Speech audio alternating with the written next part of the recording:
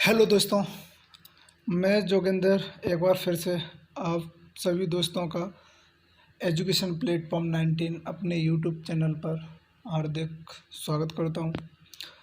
दोस्तों, अब दूसरे अपन निकाय देखते हैं।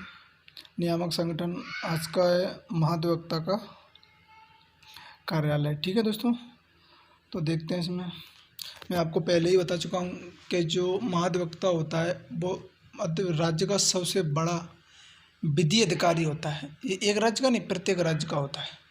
प्रत्येक राज्य में होता है। जैसे मध्य प्रदेश में महाधिवक्ता होता है, वैसे ही छत्तीसगढ़ में भी है, गुजरात में, महाराष्ट्र में, केरल में, सभी में होता है। ठीक है दोस्तों, केंद्र लेवल पर मैंने आपको बताया था कि जो महान्यायवादी होता है वो सबसे बड़ा अधिकारी होता है, विधि अधिकारी। ठीक है दोस्तों, और जो प्रत्येक राज्य के लिए जो महाधिवक्ता होता है उसका उल्लेख आपका अनुच्छेद 165 में दिया गया है। अनुच्छेद 165 कहता है कि प्रत्येक राज्य के लिए एक सर्वोच्च विधि अधिकारी होगा, जो कि उस राज्य की जो सरकार होती है, उस सरकार से जितने भी विधि से संबंधित मामले वगैरह होते हैं, उन सभी को अपना उच्च न्यायालय में सरकार की तरफ से प्रस्तुत करना एक महाधिवक्ता का कार्य होता है। क्या होता है? महाधिवक्ता का कार्य होता है। ठीक है दोस्तों, और जो महाधिवक्ता होता है वो आपके प्रत्येक जो मतलब जिस राज्य का होता है उस राज्य की जो विधानसभा होती है, तो उस विधानसभा की बैठकों में भाग तो ले सकता है लेकिन वोट नहीं दे सकता। तो कभी कभी ये भी क्वेश्चन पूछ लिया जाता है अब केंद्र लेवल पर कि वह कौन सा अधिकारी है जो कि संसदों की बैठकों में भाग लेता है लेकिन वोट नहीं देता। तो महान्यायवादी होता है केंद्र का, प्रत्येक राज्य का ऐसे ही महाधिवक्ता होता है। ठीक है, तो मध्य प्रदेश का सबसे पहला जो आपका महाधिवक्ता था वो था आपका श्री एम अधिकारी। ठीक है, जो 1956 में जब मध्य प्रदेश का गठन हुआ उस समय मध्य प्रदेश में उच्च न्यायालय बना, तो उस न्यायालय का जो प्रथम महाधिवक्ता था वो एम अधिकारी था। ठीक है दोस्तों, और जो राज्यपाल के प्रसाद पर्यंत रहते हैं, जिस प्रकार से आपका महान्यायवादी केंद्र के प्रति रहता है, जो राष्ट्र के प्रति क्या रहता है, राष्ट्र जो आपका राष्ट्रपति होता है उसके प्रसाद पर्यंत रहता है, उसी प्रकार से जो राज्यों का होता है वो राज्यपाल के प्रति रहता है। क्योंकि केंद्र में राष्ट्रपति आपका प्रमुख अधिकारी होता है सर्वोच्च, और राज्यों का आपका राज्यपाल होता है। ठीक है दोस्तों, यही इसकी नियुक्ति करते हैं। और जो वर्तमान आपका जो मध्य प्रदेश राज्य में जो महाधिवक्ता है वो आपका शशांक शेखर है। कौन है? शशांक शेखर। ठीक है दोस्तों, अब दूसरा नियामक देखते हैं दोस्तों, मध्य प्रदेश राज्य मानव अधिकार आयोग। तो आप सभी जानते हैं कि जो केंद्र लेवल पर होता है वो आपका केंद्रीय मानव अधिकार आयोग होता है, जिसे आप NHRC बोलते हैं। ठीक है, उसी प्रकार से आपका राज्यों के लिए एक मानव अधिकार आयोग होता है। तो जो राज्य का मानव अधिकार आयोग था, इसकी जो स्थापना करी गई थी वो 1993 का जो एक्ट था, NHRC था आपका, तो इसके तहत इसकी धारा थी आपकी 21(1). इसके तहत 13 सितंबर 1985 को मध्य प्रदेश मानव अधिकार आयोग बनाया गया। तो ये क्वेश्चन कई बार एग्जाम पूछा भी जाता है कि जो मध्य प्रदेश राज्य का मानव अधिकार आयोग है इसकी स्थापना कब करी गई, तो 13 सितंबर 1995 को। ठीक है, अब प्रश्न ये उठता है कि जो राज्य मानव अधिकार आयोग बनाया गया, क्यों बनाया गया, इसकी क्या ज़रूरत थी। तो दोस्तों इसकी ज़रूरत थी क्योंकि बहुत सारे ऐसे भी मामले होते हैं, बहुत सारे ऐसे केस होते हैं कि जहाँ पर मतलब लोगों के मानव अधिकारों का हनन होता है। ठीक है, जो व्यक्ति के फंडामेंटल राइट्स आपके दिए गए हैं संविधान में, उन मूल अधिकारों का हनन होता है। तो ऐसी स्थिति में उनकी सुरक्षा के लिए, व्यक्ति के अधिकारों की सुरक्षा के लिए मानव अधिकार आयोग होना भी जरूरी है। ठीक है दोस्तों, तो जो राज्यपाल के द्वारा इनकी नियुक्ति की जाती है, जैसे कि आपका केंद्र में जो NHR मानव अधिकार आयोग होता है, केंद्रीय मानव अधिकार संरक्षण आयोग, उसकी जो नियुक्ति करता है वो आपका कौन करता है? राष्ट्रपति। ऐसे प्रत्येक राज्य में राज्यपाल के द्वारा की जाती है। ठीक है, नियुक्ति। और इसके जो अध्यक्ष होते हैं वो आपके हाई कोर्ट के सेवानिवृत्त मुख्य न्यायाधीश होते हैं। जब राज्यों का होता है तो हाई कोर्ट का मुख्य न्यायाधीश, और जबकि केंद्र का होता है तो सुप्रीम कोर्ट का मुख्य न्यायाधीश होना जरूरी है। अब क्वेश्चन ये भी उठता है कि न्यायालय के न्यायाधीश क्यों होते हैं, क्योंकि आपको पता है अनुच्छेद 13 क्या करता है, मूल अधिकारों के संरक्षण के लिए उसका उत्तरदायित्व किसके पास रहता है, न्यायालय के पास रहता है। तो न्यायालय के न्यायाधीश ही तो हैं जो मानव अधिकारों के संरक्षक भी होते हैं संविधान के अकॉर्डिंग भी, ठीक है। और वैसे भी तो उनके जो जज होते हैं मुख्य न्यायाधीश, उनको भी इनका अध्यक्ष बनाया जाता है, ठीक है दोस्तों। और 2 अन्य सदस्य भी होते हैं इसमें। अब इसका कार्य मैंने आपको बता ही दिया, भी मानव अधिकारों की रक्षा करना, कि कहीं ये देखना कि कहीं मानव अधिकारों का हनन तो नहीं हो रहा है, ठीक है दोस्तों। अब मान के चलो किसी को व्यक्ति को सजा हो गई, वो जेल में चला गया, तो ऐसी स्थिति में वो जेल में भी जा सकते हैं मानव अधिकार आयोग के सदस्य, और वो उसकी देख रेख वो जांच भी सकते हैं कि कहीं इस व्यक्ति की जो मानव अधिकार थे उसका हनन तो नहीं हुआ है। इसे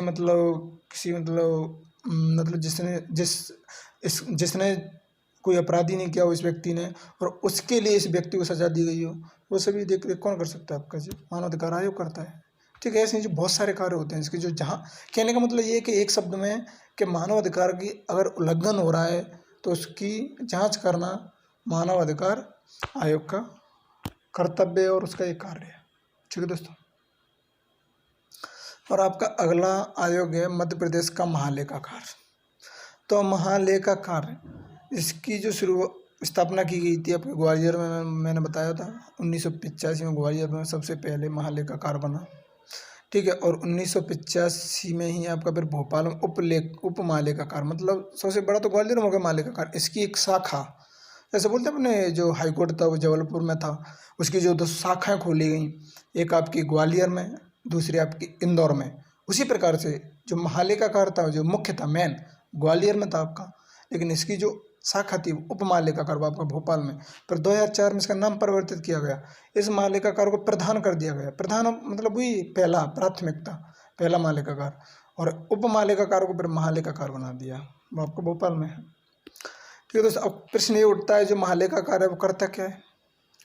तो महालेखाकार ऐसे ही करता है जैसे कि आपका जो CAG होता है केंद्र का, जिसे अपन बोलते हैं कंट्रोलर ऑडिटिंग जनरल, ठीक है, कंट्रोलर ऑडिटिंग जनरल, जो क्या करता है केंद्र में जितनी भी केंद्र सरकार के द्वारा जो पैसा वगैरह खर्च किया जाता है नीतियों में, मान के चलो अब जो सरकार ने पैसा खर्च किया, फ्रांस से अपना राफेल विमान लिया, तो वो पैसे सही खर्च हुए कि नहीं हुए, या कुछ गलत खर्च तो नहीं हुआ, ठीक है। ऐसे मतलब प्रत्येक क्षेत्र प्रत्येक फील्ड को देख रेख करना कि जो सरकार पैसे खर्च कर रही है वो सही योजनाओं में कर रही है, कि कोई धांधली वगैरह तो नहीं हो रही है, वो CAG करता है। इसी प्रकार से आपका जो राज्य होता है वो महालेखाकार उसी के अनुसार जो राज्य के जितने भी विभाग होते हैं, उपक्रम होते हैं, लेखांकन उनका लेखा जोखा रखता है, ठीक है, लेखा अपने दायित्व रखता है, ठीक है दोस्तों।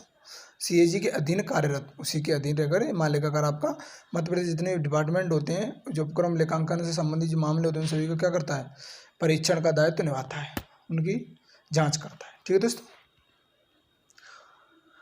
ज़्यादा डीपली जाने की ज़रूरत नहीं है, नॉर्मली इतना ही ठीक है। लेकिन जब आप मेंस की तैयारी करोगे PSC में तो उसके लिए फिर थोड़ा और डीपली पढ़ना भी बेटर रहता है, लेकिन फ्री के लिए बहुत सफिशिएंट है, बहुत हो जाएगा इतना भी, ठीक है। MPPSC के लिए तो आपके लिए सफिशिएंट है, ठीक है दोस्तों।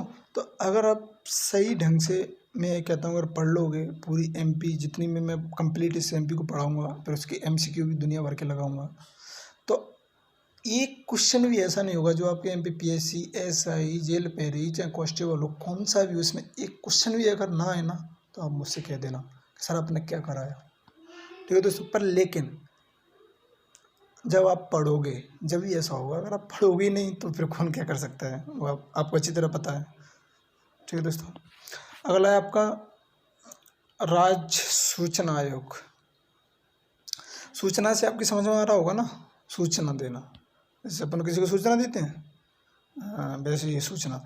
तो सूचना से मतलब ये है कि जैसे आपका केंद्रीय सूचना आयोग होता है जिससे अपन सूचना ले सकते हैं सरकार के बारे में, उसी प्रकार से जो राज्य सरकार है अपनी, उसके बारे में कि सरकार क्या काम कर रही है, किस पर पैसा खर्च कर रही है, और कैसा मतलब कार्यकाल वगैरह चल रहा है, कौन कौन सी नीतियाँ वगैरह चल रही हैं, तो उन सभी की अपन जानकारी ले सकते हैं। किससे? राज्य से। सूचना का अधिकार है अपने पास, सूचना आयोग भी है जिस पर आप एक एप्लीकेशन के द्वारा अपन सूचना ले सकते हैं। तो सूचना का अधिकार पता ही आपको प्रत्येक व्यक्ति को है, ठीक है दोस्तों।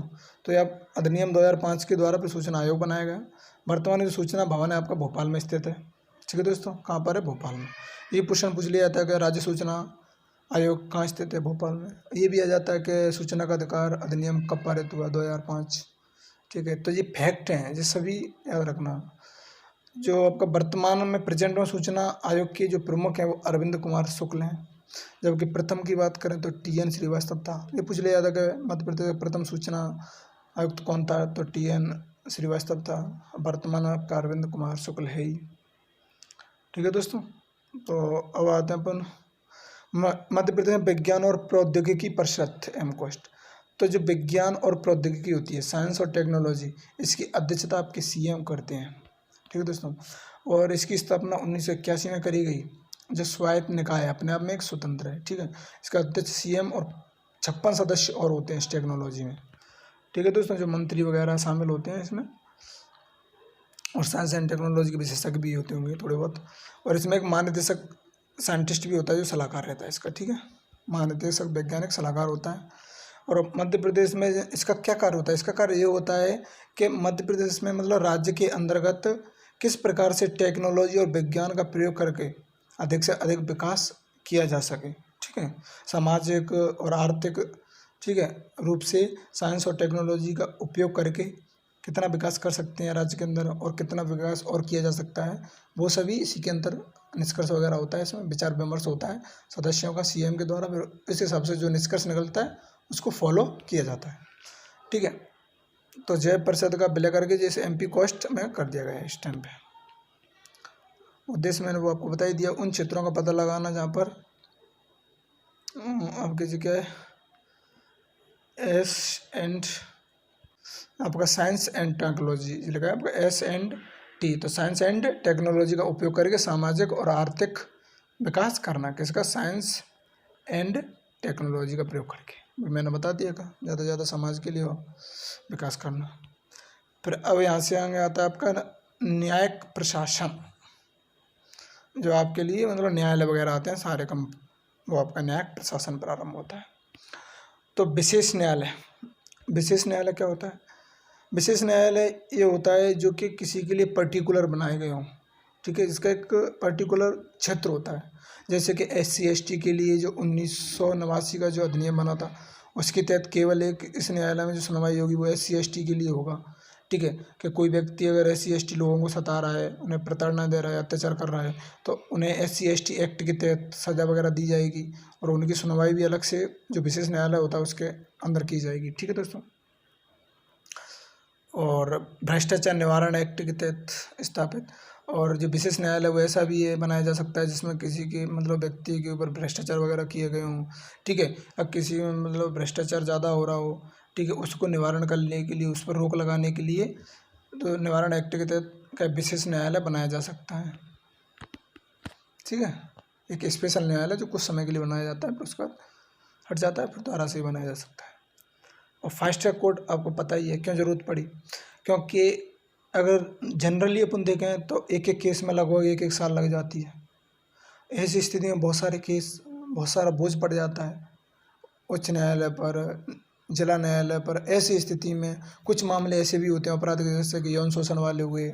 ठीक है, तो ऐसे स्थिति में जो लंबित पड़े मामले वो पहले से ही ज़्यादा हैं। और ऐसी स्थिति में उनकी जल्दी शुरुआत, जल्दी से जल्दी सुनवाई कैसे हो सके, इसके लिए फिर फास्ट ट्रैक कोड लाया गया राज्य के अंदर। क्या लगा? Fast track code.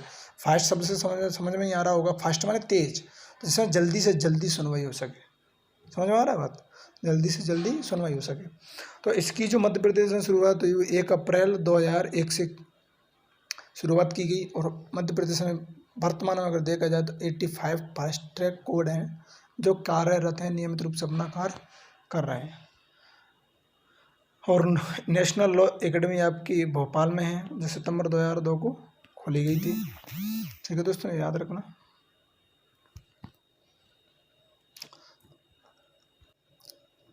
ठीक है दोस्तों, आगे देखते हैं। इसका उद्देश्य जजों को सेवाकालीन प्रशिक्षण देना। जो आपकी नेशनल लॉ यूनिवर्सिटी खोली गई है भोपाल में 2002 को, तो ये इसलिए खोली गई है कि जो जज होते हैं उसको सेवाकालीन, जब वो सेवा वगैरह करते हैं तो किस प्रकार से उनकी जो ट्रेनिंग होती है वो सभी इसके अंदर की जाती है कि उन्हें किस प्रकार से अपना कार्य वगैरह करना, वो ट्रेनिंग दी जाती है। ठीक है दोस्तों। अब पारिवारिक न्यायालय भी होता है एक। पारिवारिक से समझ में आ रहा ही होगा कि पारिवारिक न्यायालय वो न्यायालय होता है जिसमें जो पारिवारिक समस्याएं होती हैं, ठीक है, जिसमें सुलह के द्वारा, जैसे कि पति पत्नी की भी झगड़ा वगैरह चल रहा है तो उन सभी न्यायालयों के उस न्यायालय के द्वारा सुलझाया जाए, तो पारिवारिक न्यायालय होता है आपका।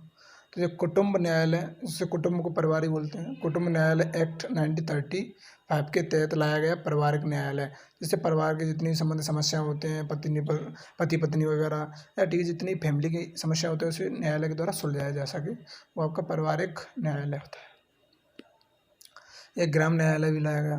औद्योगिक एक्ट 1960 के तहत 25 लेबर कोर्ट हैं जो श्रम न्यायालय स्थित हैं आपके।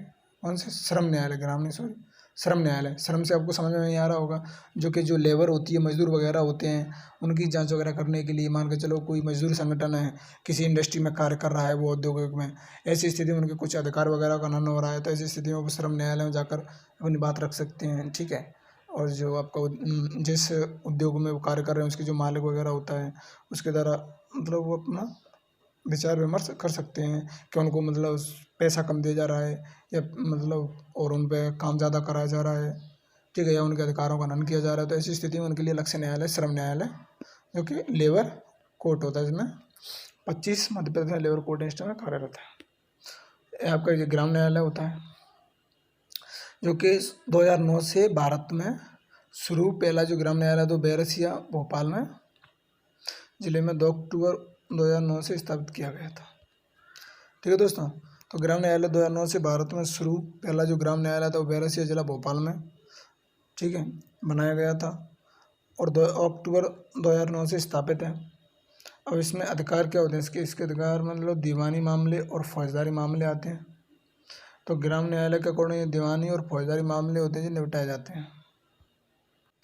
तो आपके जो दीवानी मामले होते हैं नॉर्मल मामले होते हैं, वो आपको पता है मतलब ज़्यादा विशेष संघीय अपराध नहीं होते, नॉर्मल अपराध होते हैं, जैसे किसी ने चोरी चकारी वगैरह कर ली, ठीक है, किसी के घर पर आते पत्ते अधिकार वगैरह जमा लिया, तो ऐसे मामले में लगभग व्यक्ति को 20,000 रुपये का जुर्माना हो सकता है। और जो फौजदारी मामले होते हैं जो संघीय अपराध होते हैं, शोषण वगैरह किया गया या किसी को मार दिया वगैरह गया, तो ऐसी स्थिति में उनको 2 वर्ष की सज़ा होती है। किसी को धमकी वगैरह दी गई, जो संघीय अपराध होते हैं, ठीक है, तो उसमें 2 वर्ष की सज़ा भी हो सकती है आपकी ग्राम न्यायालय के द्वारा। और ज़्यादातर है जो ग्राम न्यायालय होता है उसके द्वारा सुलह करके ही निपटाए जाते हैं केस वगैरह। ठीक है दोस्तों। अब आपका आता है हाई कोर्ट, जो आपके प्रत्येक राज्य का सर्वोच्च न्यायालय होता है, वो हाई कोर्ट इसी के अधीन सारे न्यायालय होते हैं और इसी के अंतर्गत वो कार्य करते हैं आपके। तो उच्च न्यायालय का जो मुख्यालय है वो आपका जबलपुर में है।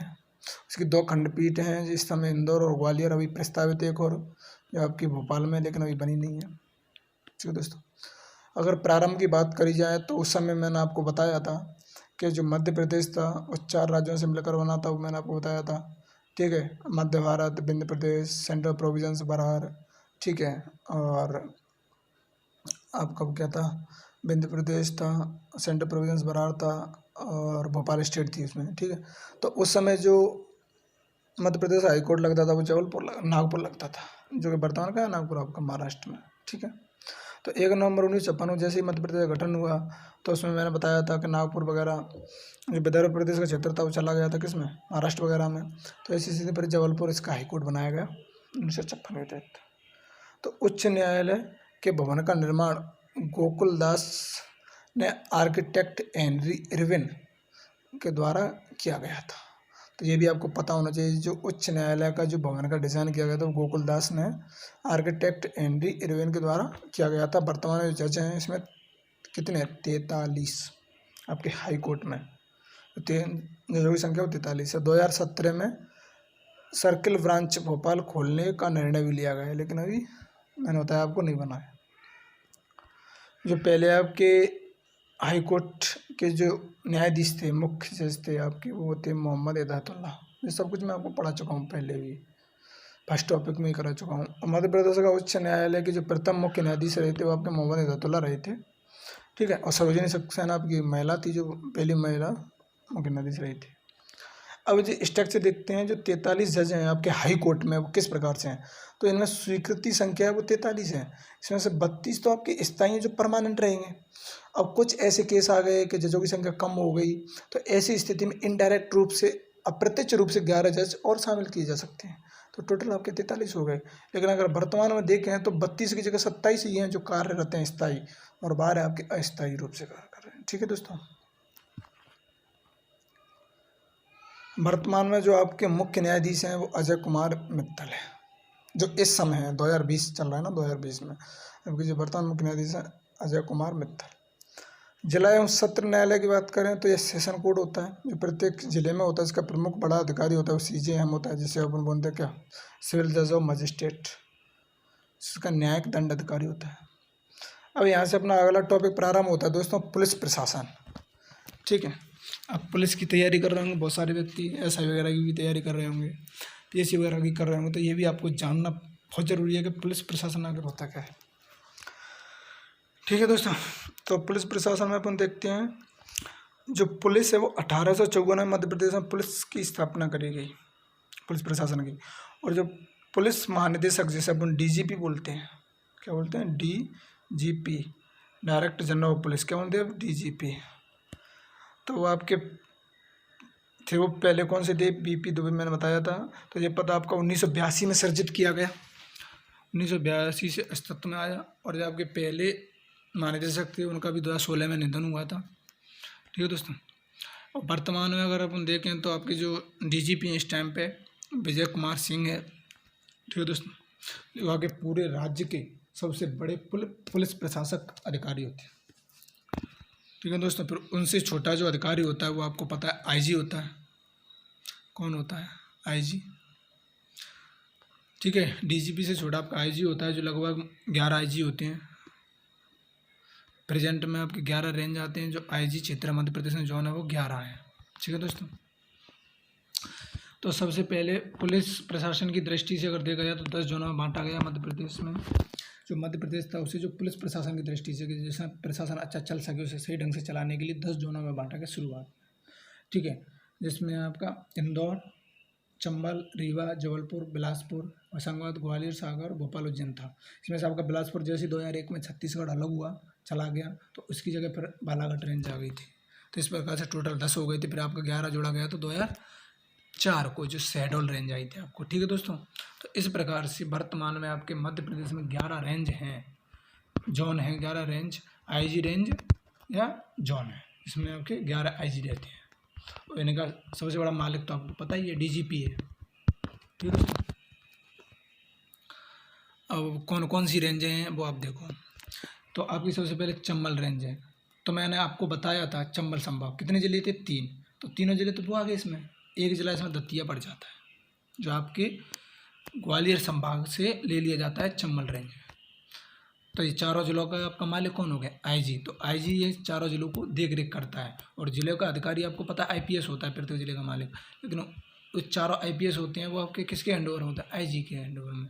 IG से छोटा भी होता है DIG, वो मैं आपको आगे बताऊँगा, वो 15 हैं। ठीक है, तो अब कौन कौन से जोन है, पहले ये देखो, आपका चंबल आ गया तो उसमें आपके 4 जिले आ गए। इसमें दतिया बढ़ गया। तो ग्वालियर में कितने ग्वालियर संभाग में मैंने आपको कितने जिले बताए थे, 5। कुछ याद नहीं करना है इसमें, आपको बस ये देखना है कि थोड़ा बहुत चेंजिंग कहाँ हो रहा है। और जो संभाग मैंने आपको पढ़ाए थे ओनली वही संभाग के नाम याद करना, वही जिले याद कर लेना, उसके अकॉर्डिंग जो हो जाएगा ऑटोमेटिक। ठीक है, थोड़ा कॉमन सेंस का यूज करना है। तो इसमें से दतिया निकाल दो तो 4 जिले बचे आपके। तो चारों जिले आपके इसमें आ गए ग्वालियर संभाग में। जो ग्वालियर रेंज है ना, ग्वालियर रेंज में आ गए। जो ग्वालियर जोन था आपका IG, तो उसमें ग्वालियर आ गया, शिवपुरी आ गया, गुना आ गया, अशोकनगर आ गया, दतिया उसमें चला गया बस। तो दोनों जो हो गए। और सागर रेंज की बात करें तो सागर में मैंने आपको बताया था, सागर संभाग में कितने जिले थे, 6। तो 6 की 6 लगा दो, आ गया सागर रेंज। सागर, दमोह, छतरपुर, पन्ना, टीकमगढ़, निमाड़ी। ठीक है, रीवा में मैंने आपको बताया था कितने जिले संभाग थे, रीवा संभाग में कितने जिले थे। तो रीवा संभाग में जितने जिले थे उतने ही रीवा रेंज में हैं। तो आपके 4 हो गए। ठीक है, और इंदौर में आपको बताया था मैंने कितने जिले थे इंदौर संभाग में, 8। तो इंदौर रेंज भी है, तो उस रेंज में कितने हो गए आपके, 8। तो बराबर हो गए। ठीक है, अब आता है छठवा आपका भोपाल। तो भोपाल में एक थोड़ा परिवर्तन इसमें भी है, इसमें रायसेन हट जाता है। ठीक है, तो भोपाल में 5 थे तो रायसेन को उठा दो, तो भोपाल, सीहोर, राजगढ़, विदिशा। विधि के साथ रायसेन आता था ना, इसमें रायसेन को हटा दो तो ये आपके चारों जिले रेंज में आते हैं, लेकिन रायसेन को जोड़ दो तो संभाग हो जाता है। ठीक है, तो भोपाल रेंज में अगर पूछे तो 4 जिले हैं, भोपाल संभाग में आपको पता है 5 जिले हैं, तो ठीक है, इसमें से एक हटा दो। फिर आता है आपका उज्जैन। उज्जैन संभाग में मैंने आपको बताया था कितने जिले थे, 7, तो सातों के सातों आपके इसमें कोई चेंजिंग नहीं है संभाग में, और वही आपकी रेंज में भी है, तो वो उज्जैन रेंज में आपके 7 जिले आते हैं। शहडोल में मैंने आपको बताया था 3 थे, तो शहडोल रेंज में भी तीनों की तीनों हैं, तो जैसे शहडोल संभाग वैसे शहडोल रेंज है। ठीक है, थोड़ा बस ये परिवर्तन आगे रखना, जबलपुर और बालाघाट वाला बस। और उसके बाद होशंगाबाद, बस मैंने यही कहा था आपको कि जो रायसेन था वो आपका भोपाल से हट कर होशंगाबाद के संग चला जाता है, बस ये याद रखना। तो फिर होशंगाबाद में आपको पता है कि 3 जिले थे होशंगाबाद संभाग में, तो अब रायसेन इसमें आ गया तो 4 हो गए ना, 3 तो आपके थी ऑलरेडी, रायसेन इसके अंदर आ गया, भोपाल से तो 4 हो गए आपके। और जबलपुर में मैंने आपको बताया कितने जिले थे जबलपुर संभाग में, 8, तो 8 में से 3 जिले आप हटा दो, बालाघाट समेत थे, तो बालाघाट रेंज में चले जाते हैं, और जबलपुर वही की वही रहता है। तो बालाघाट में आपको जाता है बालाघाट, मंडला, ढिंडोरी, तो इन तीनों जिलों को लेकर एक और रेंज बनी बालाघाट रेंज, जो आपकी जबलपुर संभाग से ही निकली हुई 3 जिलों के द्वारा है। और जो जितने 5 जिले बचे हैं वो फिर आपके जबलपुर रेंज में आ गए, जैसे जबलपुर, कटनी, नरसिंहपुर, छिंदवाड़ा, सिवनी, और इन तीनों को और मिला दो तो जो आपका संभाग हो जाता है। लेकिन इस संभाग में आपकी 2 रेंज हैं, जबलपुर और बालाघाट। ठीक है दोस्तों, तो आसान है, कुछ भी नहीं, आपने अगर संभाग याद कर लिया तो जो हो जाएगा, थोड़ा बहुत चेंजिंग है तो आप कॉमन सेंस के अकॉर्डिंग कर सकते हो। और अब आपका डीआईजी रेंज अगर अपन देखें तो डीआईजी मैंने आपको बताया था 15 रेंज हैं, अभी थोड़ा आगे बताया था मैंने, तो 15 रेंज हैं प्रेजेंट में। जो आपका आईजी से छोटा अधिकारी होता है डीआईजी, सबसे बड़ा डीजीपी, उससे छोटा आईजी, उससे छोटा आपका डीआईजी होता है, तो उसकी रेंज भी बढ़नी है ना, तो बढ़ गई ऑटोमेटिक 15 हो गई। ठीक है, इनके नाम याद करने की जरूरत नहीं है। और जब मध्य प्रदेश का गठन हुआ उस समय आपकी जो जोनें थी वो तो 10 थी, लेकिन रेंज आपकी कितनी थी, 5 थी, ये भी याद कर रखना है, मतलब ज़रूरत पड़ जाती है, कभी कभी पूछ लिया जाता है। ठीक है दोस्तों, और ठीक है दोस्तों, और प्रत्येक रेंज का प्रमुख अधिकारी आपका डीआईजी होता है, जबकि प्रत्येक जोन का आपका अधिकारी मैंने बताया था ना आईजी, उसे आईजी रेंज में। ठीक है दोस्तों, तो इस पद को 1999 में समाप्त किया गया। ठीक है, और 2004 से फिर से लागू कर दिया गया। पहले क्या था, डीआईजी होता था, वो 1999 आता तो क्या कर दिया, समाप्त कर दिया कि डीआईजी होने की ज़रूरत नहीं है, आईजी है सफिशिएंट है। लेकिन फिर नहीं समझ में आया कि आईजी सही, मतलब इतने जिलों को कैसे संभालेगा, डीआईजी होना चाहिए, फिर दोबारा से प्रारंभ कर दिया गया, 2004 से आपका लागू कर दिया, जो भी वर्तमान में आपका पद चल रहा है। ठीक है, ठीक है दोस्तों, तो पुलिस फिर अधीक्षक आपका एसपी, आपको पता है प्रत्येक ज़िले का मुखिया होता है। ठीक है दोस्तों, तो फिर अब डीआईजी से छोटा आपका एसएसपी होता है, एसएसपी से छोटा आपका एसपी होता है, जो कि एसपी का ही सीनियर, जो सीनियर एसपी होता है वैसे एसएसपी बोलते हैं। तो ये प्रत्येक ज़िले का मालिक होता है। इसका क्या कार्य होता है, प्रशासन व्यवस्था, मतलब कार्य प्रशासन के द्वारा, जितनी पुलिस प्रशासन है उसके द्वारा अपराधों को रोकना, जितने भी समाज में अपराध हो रहे हैं उन अपराधों को कम से कम करना। ठीक है दोस्तों, पूरे ज़िले की देखरेख करना ये आपके एसपी का कार्य होता है, इसका कर्तव्य होता है। क्योंकि आपको वैसे ही बताया इंडियन पब्लिक सर्विस, इसका मतलब क्या होता है, क्या होता है बताओ, जनता की सेवा करना। ठीक है दोस्तों, तो नगर सेना, तो पुलिस में ये आपकी एक नगर सेना होती है, जिसे पैरा पुलिस फोर्सेस बोलते हैं, इसके रूप में कार्य करती है। ठीक है दोस्तों, तो मध्य प्रदेश के जो प्रथम पुलिस महानिरीक्षक थे वो आपके बीजी घाटे थे, जिसे आईजी बोलते हैं, और महानिदेशक आपको पता है डीजीपी आपके कौन से थे, बीपी दुबे थे। ठीक है दोस्तों, अब 2019 के अनुसार वर्तमान में जो स्थिति आपकी मध्य प्रदेश में वो रेंज आपकी 11 ही हैं, 15 आपके डीआईजी रेंज हैं, पुलिस जिले आपके 52 हैं, अनुभाग आपके 185 हैं, और पुलिस थाने 1101 हैं, और पुलिस चौकियाँ आपकी 579 हैं, और पुलिस बटालियन आपकी 26 हैं, और जो पुलिस कंट्रोल हैं वो आपके 53 हैं। कितने पुलिस कंट्रोल आपके, 53। ठीक है दोस्तों, तो वर्तमान आपके 53 पुलिस कंट्रोल स्थित हैं। आता है आपका होमगार्ड। होमगार्ड भी एक पुलिस में से ही फोर्स होती है। ठीक है, इसके अलग से महानिदेशक और महानिरीक्षक होते हैं। जैसे आपका एक महानिदेशक वो होता है जो पूरे राज्य का मालिक होता है। ठीक है, और ये अलग से एक पुलिस में से फोर्स है होमगार्ड, तो इसके अलग से महानिदेशक महानिरीक्षक होते हैं जो उन्हें आदेश देते हैं, ना कि महानिदेशक और महानिरीक्षक, इनका खुद का अलग से होता है। इसका कार्य क्या होता है, इसका कार्य ये होता है कि जैसे विशेष अवसर वगैरह, जैसे आपकी होली दीपावली वगैरह आती है, ठीक है, जैसे कि अन्य धर्मों के भी बड़े विशेष भी आते हैं आपके त्यौहार वगैरह, ठीक है। तो दंगे फसाद होने की जहाँ स्थिति रहती है, जैसे मुसलमानों की आती है बकरा ईद वगैरह आती है, ईद सबसे बड़ा उनका जो त्यौहार रहता है, तो ऐसी स्थिति में आदि के वक्त इनकी सेवाएं ली जाती हैं। और इनकी सेवा उस समय क्यों ली जाती है, इनकी सेवा इसलिए ली जाती है कि मान लो चलो कहीं दंगा फसाद होने की ज़रूरत पड़ी, तो ऐसी स्थिति है उस घर पर इनको क्या है तैनात कर दो। तो होमगार्ड का मतलब घर की सिक्योरिटी काटेंगे, ठीक है। और दंगे फसाद कम से कम हो, ऐसी स्थिति में सिक्योरिटी को वहाँ तैनात किया जाता है पूरे ज़िले के अंदर, ठीक है। तो उनकी क्या ली जाती है, विशेष परिस्थितियों में इनका क्या ले लिया जाता है, उपयोग लिया जाता है, जो आपकी पुलिस में सी होती है, होमगार्ड पुलिस बोलते हैं इसे। तो इसकी 106 कंपनियां हैं जो मध्य प्रदेश में वर्तमान में कार्यरत है आपकी, ठीक है। और अगर आप देखें रेलवे पुलिस, तो ये भी आपको पता ही है, जो पृथक संरचना है, जो पुलिस है उससे अलग होती है आपकी रेलवे पुलिस, ठीक है।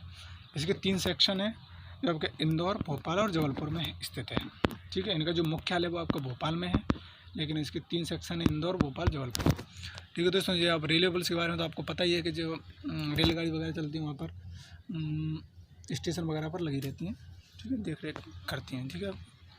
अब मध्य प्रदेश में सामुदायिक पुलिस योजनाएं भी चल रही हैं। सामुदायिक का मतलब क्या होता है, समुदाय का मतलब होता है एक समाज के लिए, ठीक है, चलाई गई योजनाएं हैं, जो पुलिस की योजनाएं जो समाज के लिए चलाई जा रही हैं। क्यों चलाई जा रही है, क्योंकि समाज के से ज़्यादा से ज़्यादा पुलिस के प्रति लोगों का रवैया बदले, ठीक है, और पुलिस सही ढंग से अपना कार्य करे, उनके लिए बहुत सारी योजनाएं बनाई गई हैं, जैसे कि परिवार परामर्श केंद्र, ठीक है दोस्तों। तो परामर्श केंद्र का मतलब क्या होता है, फैमिली काउंसलिंग सेंटर, इसकी स्थापना 10 अक्टूबर 1995 में की गई, ठीक है। इसका उद्देश्य ये कहा गया कि जो परिवार में कलह वगैरह होती है, पति पत्नी झगड़े वगैरह होते हैं, तो उनको सजा ना दिए, उन्हें एकदम परिवार से परामर्श करे, पुलिस वहाँ पर जाएगी और उनसे मतलब पूछताछ करे, ठीक है। उनके लिए केंद्र बनाए, या फिर वहाँ से लोग वहाँ पर आएंगे पुलिस के पास, तो उस केंद्र में क्या उनकी कलह का क्या कारण है, क्यों कलह हो रही है, क्यों आपस में लड़ रहे हैं, तो उनकी सुलह कराने की कोशिश की जाएगी, उन्हें समझाया जाएगा ऐसा नहीं ऐसा कर लो, ठीक है, लड़ाई झगड़े में कुछ नहीं रखा है, ठीक है।